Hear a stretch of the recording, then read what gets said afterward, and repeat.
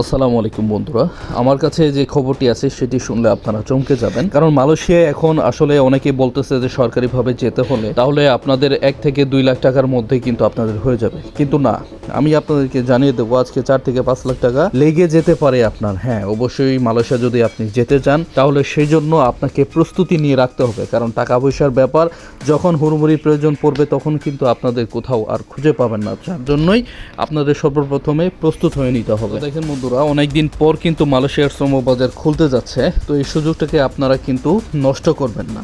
বাংলাদেশ থেকে মালয়েশিয়া যেতে মোট প্রায় 4 থেকে 5 লাখ টাকা পর্যন্ত খরচ হতে পারে, তবে প্রকৃত খরচ হিসেবে নির্ভর করবে নিয়োগদাতা, পেশা, ভিসার ধরন, রিক্রুটিং প্রক্রিয়া, অন্যান্য শর্তের উপরে। মালয়েশিয়া যাওয়ার জন্য প্রক্রিয়ার প্রথম দিকে মেডিকেল পরীক্ষা আছে, প্রয়োজনে কাগজপত্র প্রস্তুত করা, তারপরে ভিসা প্রসেসিং এর মতো বিভিন্ন ধাপ আছে। এরপর আছে বিমান টিকিট সহ আরও কিছু আনুষঙ্গিক খরচ, এই সমস্ত আপনার যোগ হবে এবং প্রথমত মেডিকেল ও প্রয়োজনীয় ডকুমেন্টেশনের জন্য খরচ হইতে পারে। এরপর হইতেছে আপনার প্রসেসিং ভিসা সংক্রান্ত ব্যয় আছে, বিমানের টিকিট, পাসপোর্ট, যাতায়াত এবং অন্যান্য প্রশাসনিক খরচও যুক্ত আপনার হবে। ঠিক আছে, যার জন্যই বলছি আগে থেকে আপনারা 4 থেকে 5 লাখ টাকা অবশ্যই রেডি করে রাখবেন। তবে মনে করেন সরকার অনুমোদিত রিক্রুটিং এজেন্সি ও সংশ্লিষ্ট কর্তৃপক্ষের মাধ্যমে তথ্য যাচাই আপনার নিজেকেই করতে হবে। কোনো ব্যক্তিকে টাকা দেওয়ার আগে অবশ্যই ভিসা, চাকরির অফার, নিয়োগদাতা, বেতন চুক্তিপত্র, অন্যান্য যে প্রয়োজনীয় কাগজপত্রগুলো আছে এগুলো অবশ্যই আপনি যাচাই করে নেবেন। একই সঙ্গে টাকা দেওয়ার সাথে যে আপনি কোনো লোককে বা কোনো প্রতিষ্ঠানকে বা কোনো এজেন্সিকে